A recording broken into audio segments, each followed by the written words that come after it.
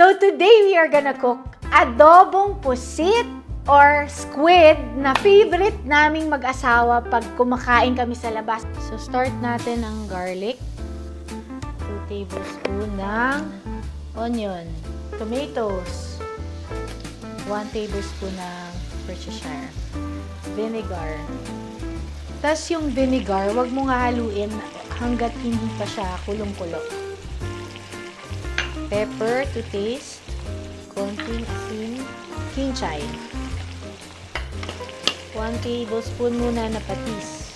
Squid. Tara, tikman na natin. Sarap nung fresh tomatoes.